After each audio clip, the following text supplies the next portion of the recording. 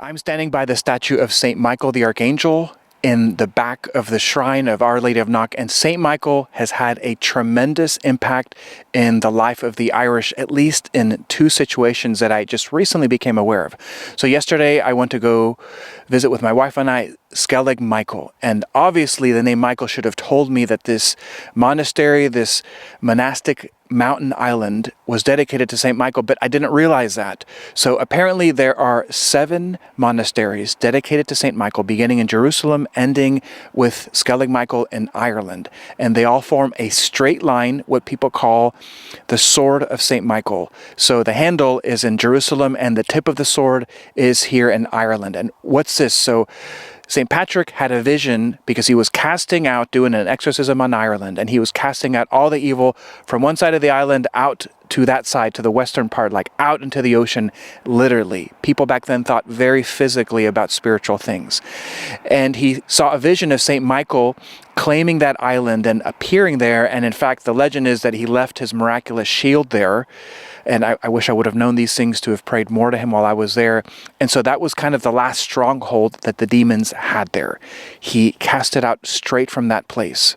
So St. Michael has had a strong presence here in Ireland ever since back then, the 400s, and having to do with St. Patrick and having to do with Skellig Michael, that those early ascetics, those early essentially Irish Christian fathers were invoking him to cast evil out of their own country. So we can learn from this that we need to do the same thing. We cannot cast evil out from our country alone, not just by prayer and fasting, but we need the help of heaven, especially St. Michael the Archangel. And to think in terms of physically, maybe you need to go to your local mountain, your local place, and ask him to cast it out of that area. All the evil spirits that are affecting the people around you, that's why they can't accept the faith. When he did that, he was then able to convert the Irish. So remember, you got to do that work prior to really be able to spread the faith to other people. Now, in some coming videos that I will attach to this video, you will see Skellig Michael, how tremendously beautiful it is.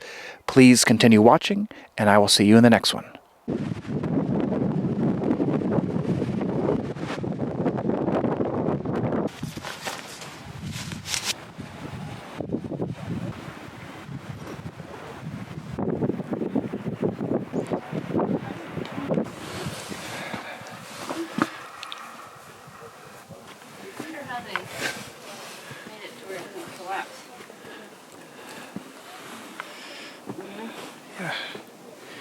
We are now inside of one of the monk cells, the beehives. It's dark in here, but your eyes adjust.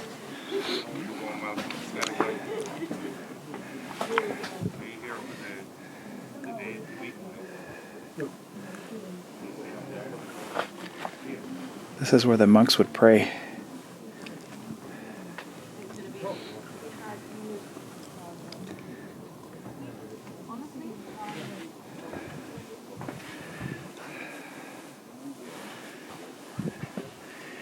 It's actually a nice size.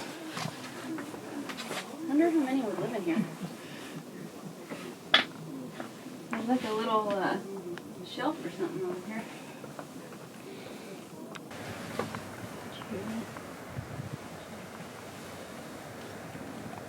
Now the first time the Skellig was mentioned was in a monastery in Dublin, in Ireland. Sometimes the whole island is like one big waterfall.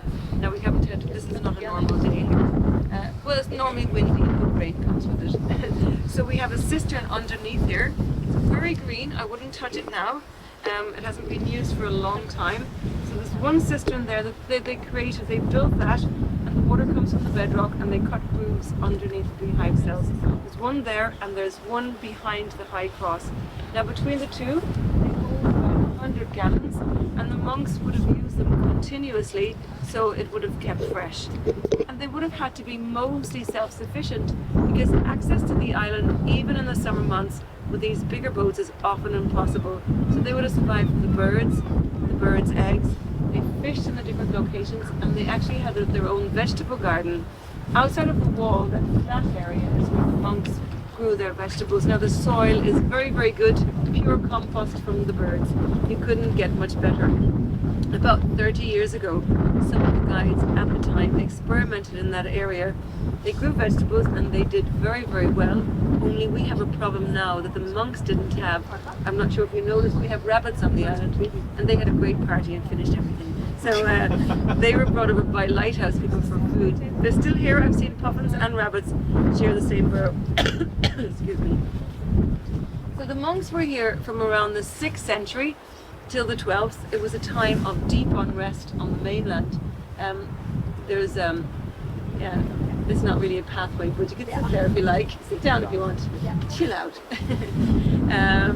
The monks were here from around the 6th century till about the 12th. It was a time of deep unrest on the mainland. There were a lot of similar settlements being built like this, and some would have been very, very wealthy, would have held like golden relics and chalices, altar shrines, big herds of cattle, and they were being attacked by Vikings. Now we know the Skellings was attacked a number of times. Apparently they didn't find anything of value such as gold, but it is known that they did take away some of our monks and kill them. And it's recorded in 823. They took away a very important abbot. His name was Etgal. Took him out to sea and they starved him. So they would have created a lot of pain here. However, we do know that the monastery did survive the attacks because there's records of different monks living here all the way to the 12th century.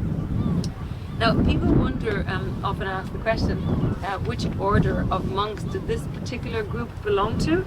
But in Ireland at that time, there were no big religious orders. St. Patrick had come just a couple of hundreds of years before that. They were early Christian monks that would have lived a very strict, disciplined life of prayer, coming together apparently every 3 hours to recite psalms together. They would have spoken a kind of a mix between Latin and Gaelic, Irish. But the big changes started happening in the 12th century because these bigger orders, like the Augustinians, Benedictines, Cistercians, Franciscans, came over from Europe, and then they started building bigger monasteries on the mainland, collecting these hermit monks that were living in mountaintops and valleys and islands around the coast of Ireland, Scotland and Wales, so they would have more control over them. And we know the similar thing happened here on the Skelligs. The Augustinian friars came out here and they spent quite a bit of time here towards the end of the time when the monks were here. They actually built this chapel here. You know how it stands out? It's much earlier, you know, that this was built in the 12th century, whereas the others much earlier, which I'll explain to you in a while. Around then, it was decided that the monks would one was because of the pressure of these bigger orders. Another was that the weather deteriorated over the years and the temperature dropped by about 3 degrees, which would have made quite a big difference to actually living area. So they moved from here and they went across to Ballinskelligs. Ballinskelligs is just over the mountain from Portmagee. On a day like today, I would recommend it if it doesn't rain. It's a beautiful drive. Has anybody done the Skellig Ring? It's a beautiful, beautiful little. It's only a short drive, and it's actually the nicest part of the Ring of Kerry, but it's kind of off the Ring of Kerry, but it's really close to Portmagee, you know. So just remember that, and you can get back on the main road from there. It's definitely worth an extra 20 minutes. So it's called the Skellig Ring. Yeah, and Ballinskelligs then at the end of the beach, there's the remains of an Augustinian friary. So they moved then, and it was left abandoned for a long time, but people always knew about the Skelligs, and always will for different reasons. So they would have come out here to do pilgrimages for a couple of days or a couple of weeks at a time. The monks would definitely revisit it. Priests would have come out here and said mass on Sunday. People would have come out here for picnics. So, you know, and what's the nice little bit of history that happened on Skelligs in that time was that the Skelligs retained the old Lenten calendar, whereby people come out here during Lent and get married, where they couldn't do that on the mainland. So if they needed to get married in a hurry in Ireland at that time, they'd come to the Skelligs, and that was called the Skellig list. Do you understand that? It's an interesting little bit of history. Apparently there was a lot of people on that list. I suppose it would be a nice place to get married anyway. Yeah, and then much later, in the 1800s, there was an increase in shipping and shipwrecks. And Irish lights who owned the lighthouses around Ireland took over the rock and they built 2 lighthouses on the western side. Now, as they were being built, the workmen would have come up here and would actually use these beehive cells for actually storing dynamite. There's a different appreciation for places like this. People say dynamite, why? They use dynamite for building the pier and for the pathway as well, you know. So a lot of change has happened over the years, you know. The lighthouse people definitely changed a few things behind here. Like the outer wall there was built to the lighthouse, but you literally see the different colours as well walking around. You know, you can go up to behind the beehive cells, it's a lovely view from there. When you were working a couple of years ago, actually, his great aunt worked as a teacher on top.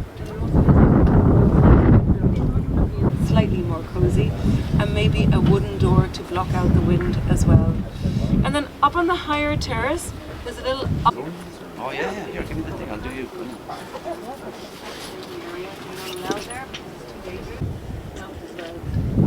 And then what's really fascinating up in that area, we call the south, and they go all the way to the summit. They're quite something. Nobody goes out there anymore. And apparently this is where the monks would have stood with their arms open and prayed. And I guess at that time was like the edge of the known world. There was no Americas that they knew about, so it was a good place to pray, you know. So that's really basically, guys, all I can tell you. The rest of it is to your own imagination. Who knows what happened, really. So thanks for listening. Be safe and enjoy the puffins. In about 2 weeks' time, all the puffins will be gone. So we're coming to the end of the nesting season. We have 8,000 puffins on the island, and they're doing very well. So it's fantastic. This time of the year now, we have the fledgling. So it's 11:08.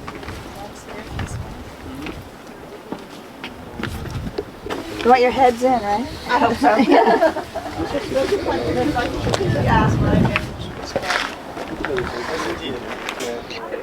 These are called the Lighthouse Children of Skellig Michael. They died in 1869, age 2 and age 4. 1868 and 1869.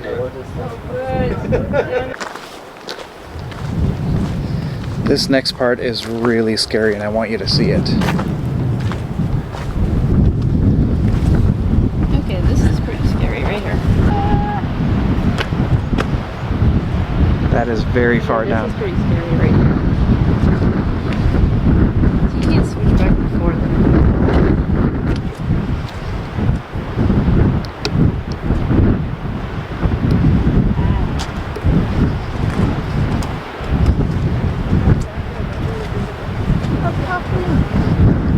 Oh gosh. There are the puffins.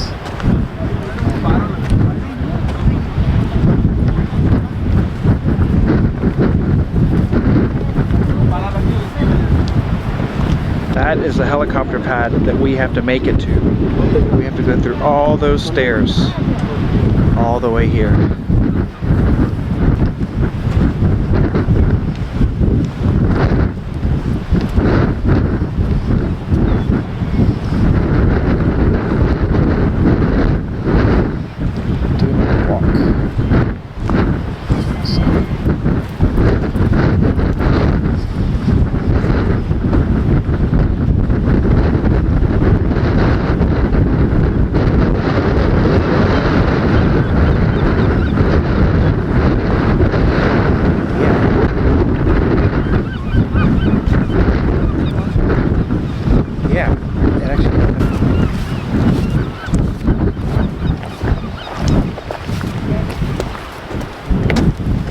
Careful, you will fall.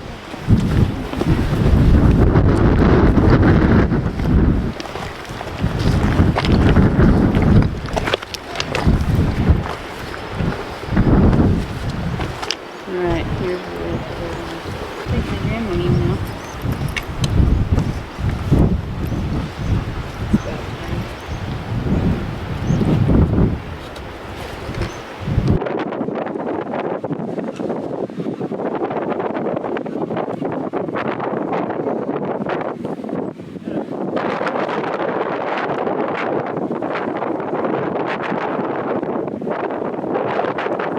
They're like bulky little birds, right? And they fly kind of clumsy.